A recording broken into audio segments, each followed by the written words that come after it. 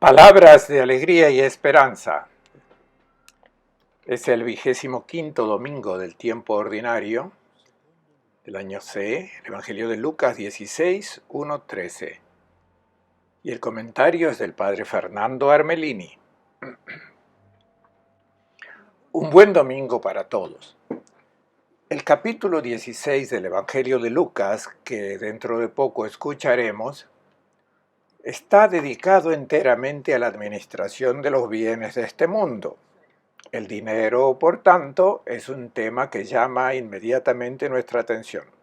Quizás alguno diga que se trata de un argumento poco espiritual, pero para Jesús la administración de los bienes tiene que ver directamente con la vida espiritual.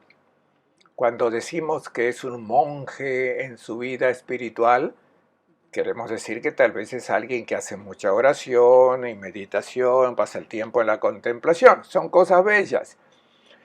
Pero por vida espiritual entendemos una vida movida por el Espíritu, movida por la vida divina que se nos ha dado. Ese impulso de amor que animó toda la vida de Jesús. Esta es una vida espiritual.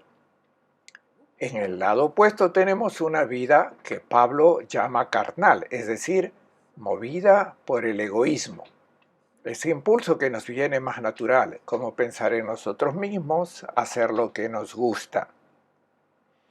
Es precisamente frente a los bienes donde tenemos la manifestación de estas dos vidas, dos elecciones, una movida por el espíritu y otra por la carne, por el egoísmo.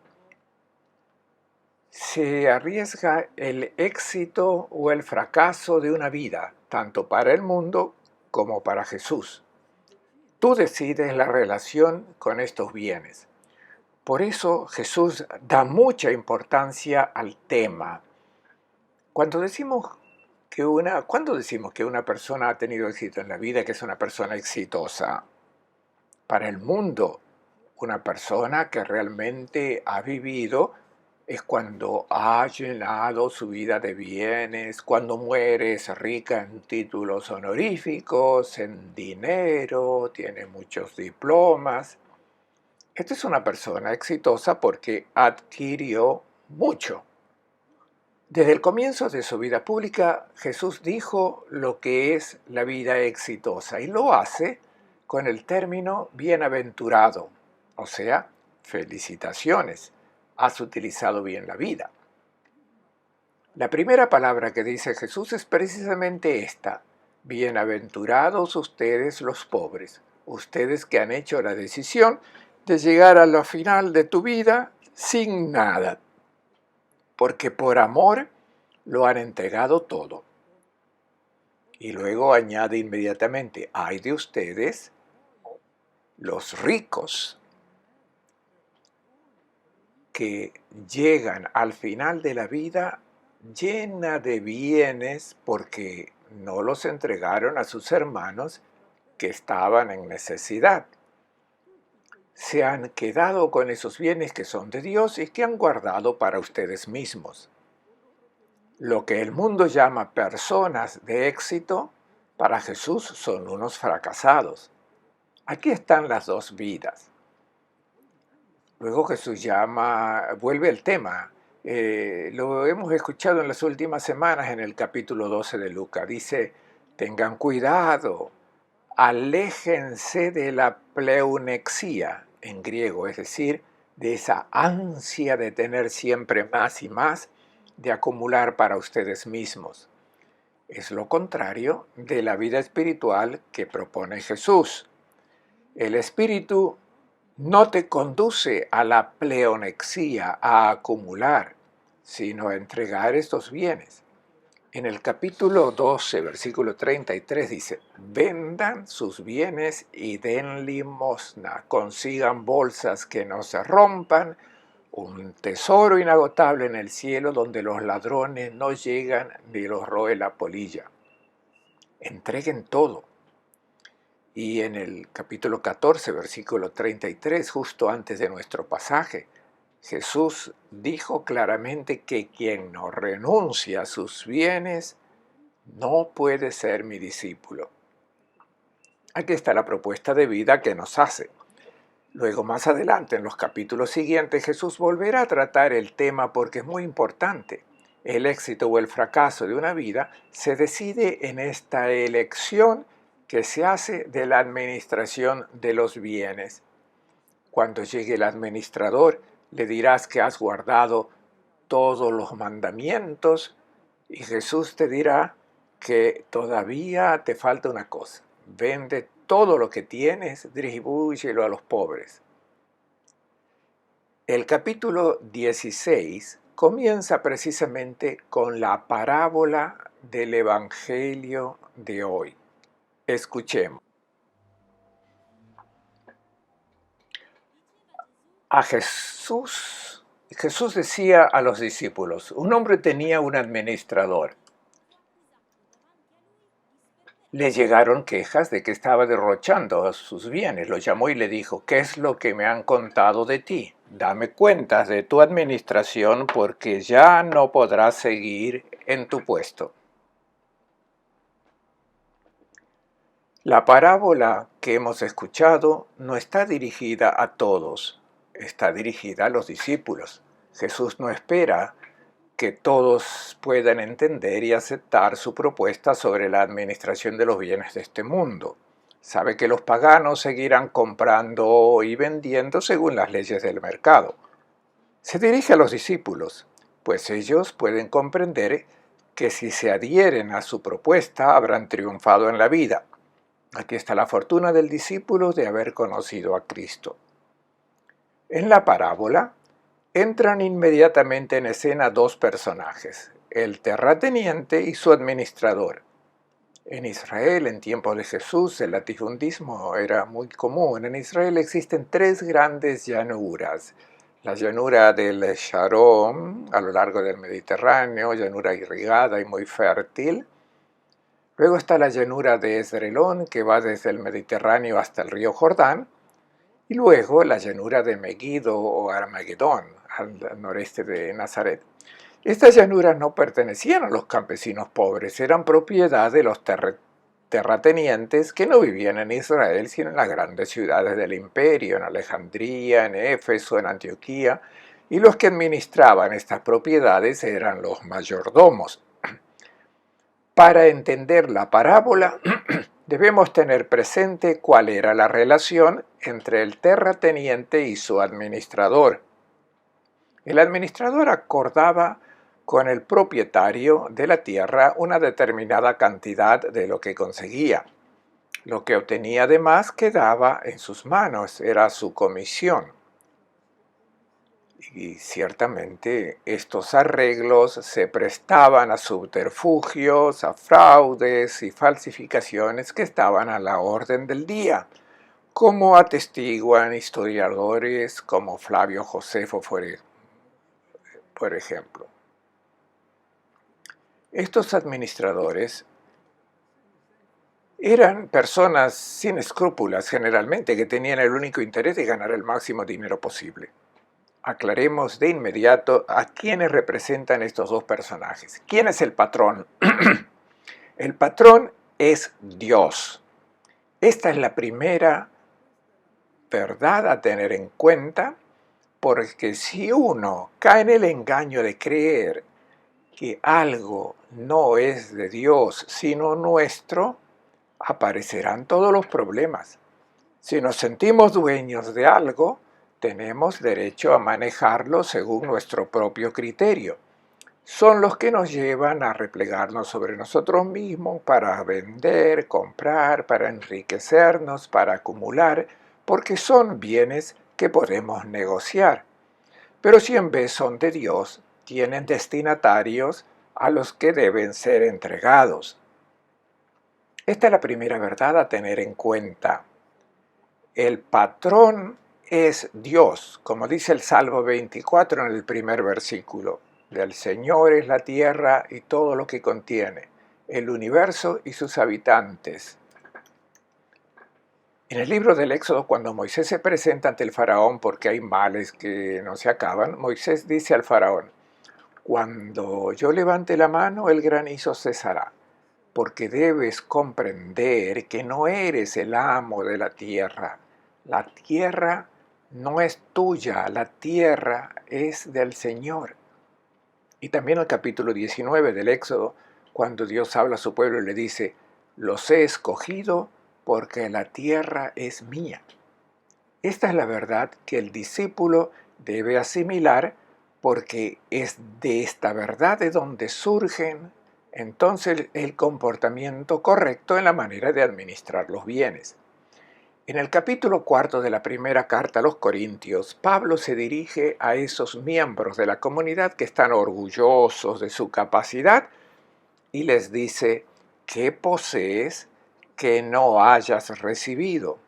Y si lo has recibido, ¿por qué lo mantienes como propio? En la primera carta a Timoteo, en el capítulo 6, dice, nada hemos traído al mundo. Hemos encontrado todo preparado para nosotros porque el Padre Celestial ha querido que sus hijos tengan lo necesario para una vida digna de hijos e hijas de Dios. Y de este mundo no podemos llevarnos nada. Y luego continúa su razonamiento con mucha sabiduría. Cuando tenemos lo suficiente para comer y cubrirnos, contentémonos, porque si comenzamos a ponernos ansiosos por acumular, nos meteremos en un sinfín de problemas. El segundo personaje es el administrador. La persona que tiene que asimilar que no puede gestionar esos bienes según su propio criterio. Debe tener en cuenta cuál es el destino de estos bienes según la voluntad del amo. Y debe tener en cuenta que en algún momento tendrá que dar cuenta de esta administración, porque el hombre es un peregrino, es un extranjero, un caminante, no un vagabundo. Tiene un objetivo que alcanzar. En su viaje le pertenece la tierra que está pisando. Cuando da un paso adelante, esa tierra ya pertenece a otro. Entonces, ¿cómo administrar estos bienes? En la primera carta de Pedro, en el capítulo 4, se habla del hombre como administrador y habla a los discípulos que ya han comprendido y por tanto dice, como buenos administradores, que cada uno ponga los dones que ha recibido al servicio de los hermanos necesitados. Y también en el capítulo 4 de la primera carta a los Corintios, Pablo se presenta no como amo, sino como administrador de los tesoros de Dios. Esta es la conciencia que debemos tener. No somos amos, sino administradores. ¿Qué sucede ahora en la parábola? El administrador es llamado por el patrón porque tiene que dar cuenta. Y lo que ahora Jesús nos hace entender es que en un cierto momento determinado esta administración termina y para terminar la administración saca a relucir un fraude que el administrador ha llevado a cabo. ¿Qué es lo que oigo de ti? Ya no puedes administrar más. Comentaba que los subterfugios y falsificaciones para engañar estaban a la orden del día y en este caso los hechos son claros, las acusaciones son incontestables. El administrador es expulsado. No nos interesa la razón subyacente por la que es expulsado. Lo que Jesús quiere decirnos es, ten cuidado, eres un administrador, pero en un momento dado te llamarán para que te presentes y la administración termina.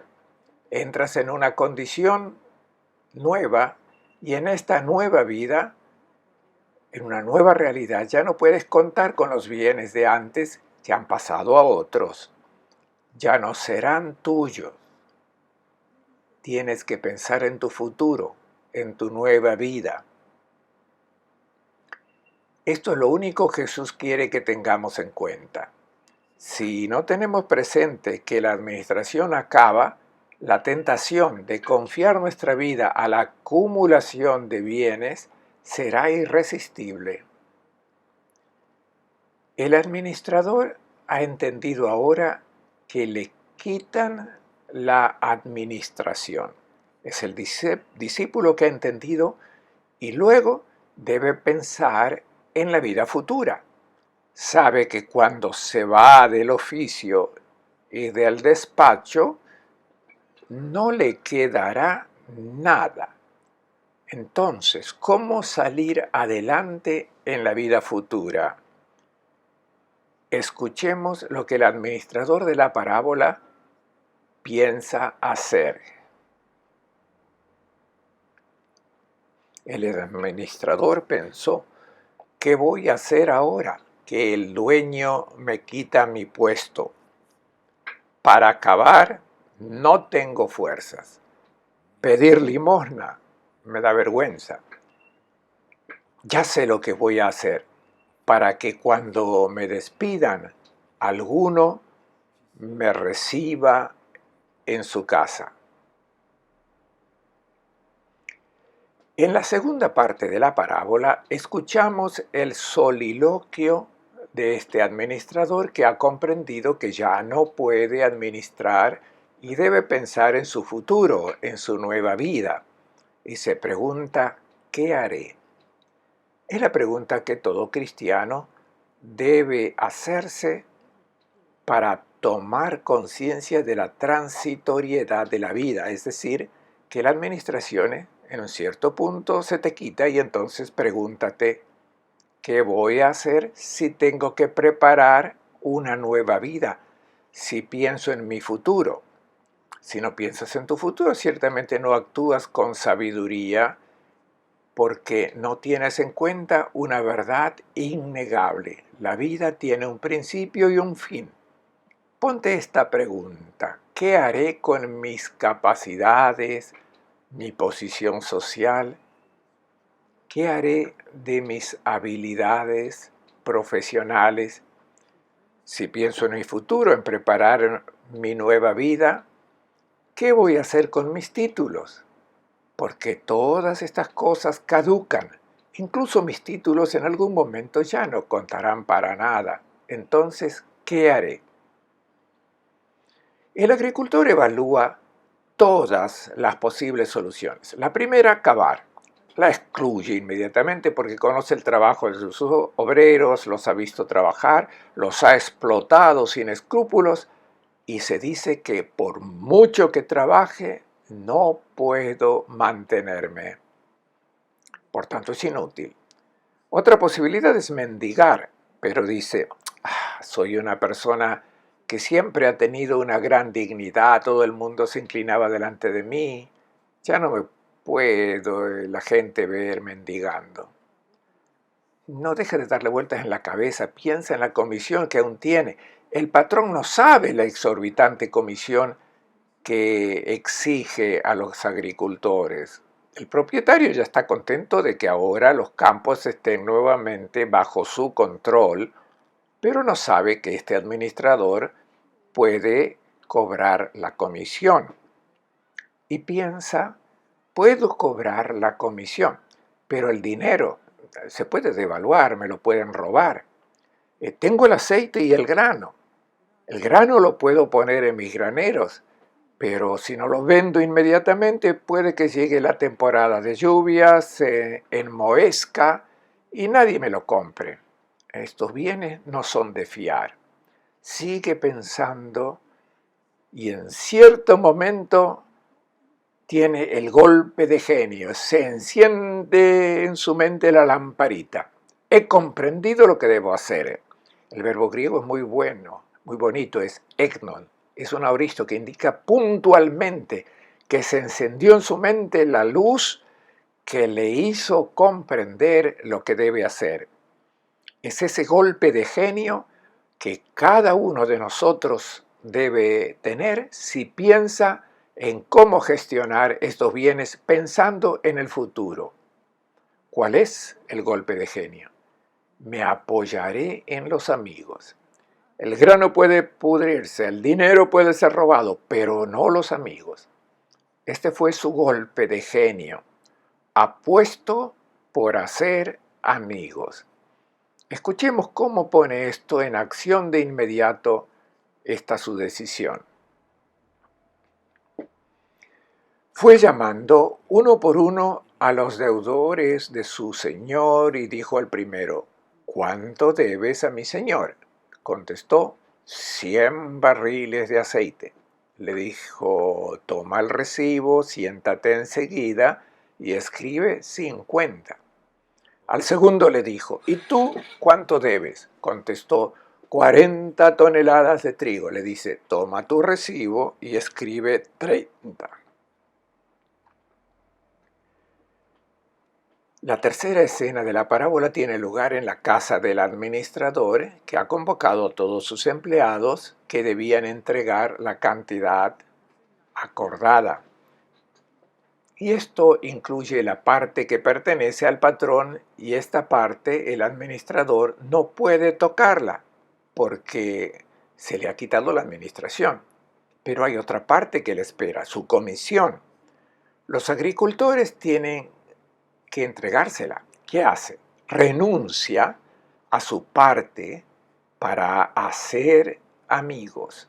Entiende que le espera una vida en la que esos bienes no contarán, pero sí contarán los amigos. De hecho, el primero que aparece es un olivicultor que, según el cálculo, debía haber cultivado unos 150 árboles. Le pregunta: ¿cuánto debes a mi patrón? Responde: 100 barriles de aceite, que son unos 3.000 litros de aceite que tiene que entregar. El administrador le dice: toma el recibo, siéntate enseguida. Ya estoy seguro que te tengo que dar una noticia, que si no estás sentado te vas a desmayar. Rompe el recibo, escribe uno nuevo, no 100 sino 50. 1.500 litros de aceite le quedan para este olivicultor. En segundo lugar, se presenta otro que tiene que presentar al patrón 40 toneladas de trigo, 40.000 kilos de trigo. El administrador le dice que escriba 80, 20% se le perdonó, por tanto tiene que entregar al patrón 42.000 kilos de trigo. Ahora le quedan 8.000 kilos para él. Como decía, el administrador ha salido perdiendo, pero ha hecho amigos. Ha tomado la decisión correcta, ha sido inteligente y sabio. Ahora Lucas nos narra el juicio de Jesús, el Señor, sobre la decisión tomada por este administrador. Escuchemos. El dueño alabó al administrador deshonesto por la astucia con que había actuado, porque los hijos de este mundo son más astutos que sus semejantes, que los hijos de la luz. El Señor alabó a ese administrador de la injusticia. ¿Quién es este administrador? No es el patrón. Aquí es el Señor, el Kyrios, el Señor Jesús, alabando la elección hecha por este administrador, que es sabio, dice Jesús. No se centró en la riqueza, sino en hacer amigos. Y no dice que sea un administrador deshonesto, como algunas traducciones afirman, sino que es un administrador de la injusticia, oikonomos tes adikías. ¿Cuál es esta injusticia? Es el duro juicio que Jesús da sobre la riqueza. Cuando administramos los bienes de este mundo, estamos dentro de la injusticia. Más adelante oiremos decir a Jesús: mamoná tes adikías, el dinero de la injusticia, riqueza llena de injusticia. Al comprar una banana pagamos unos centavos. El 10% de este precio son para el agricultor que cultivó la banana. El 90% se pierde en el comercio. También en la banana que compro hay injusticia.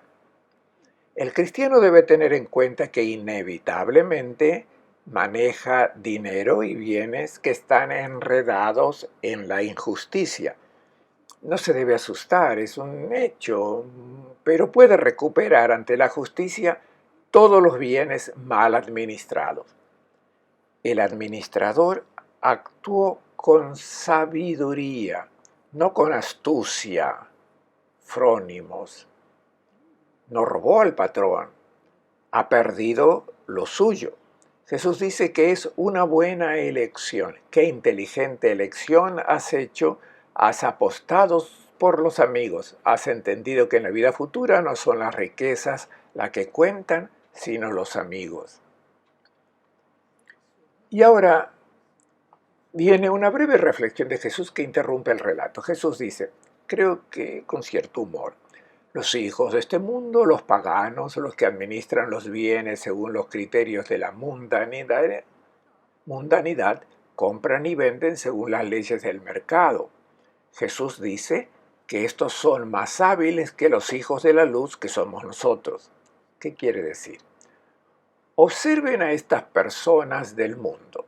Cuando manejan el dinero, cuando tienen empresas, admítanlo, son hábiles, utilizan todas sus habilidades y las dirigen hacia su objetivo, para su fin, que es acumular riqueza, y lo hacen muy bien, se esfuerzan al máximo.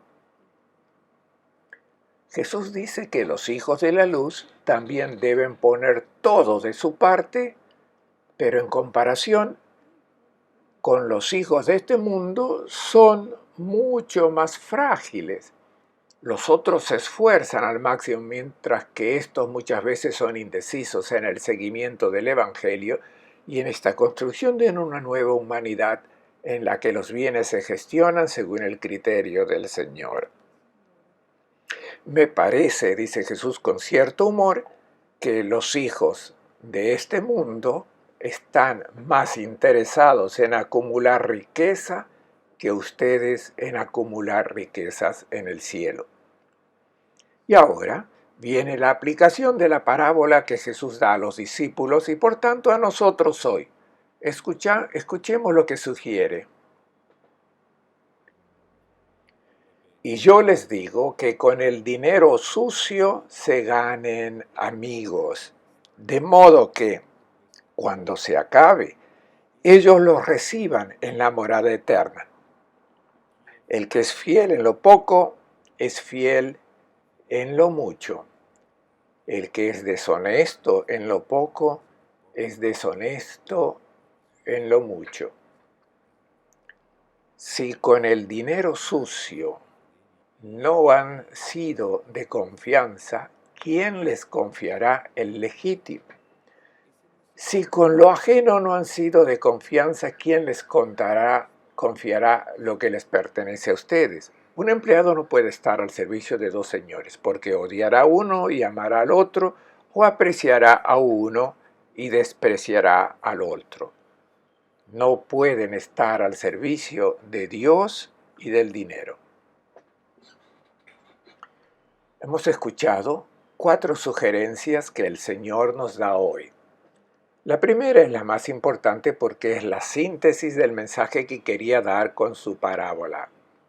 Ha dicho, hagan amigos con la riqueza de la injusticia. Esta es la manera de utilizar los bienes de este mundo, hacer amigos.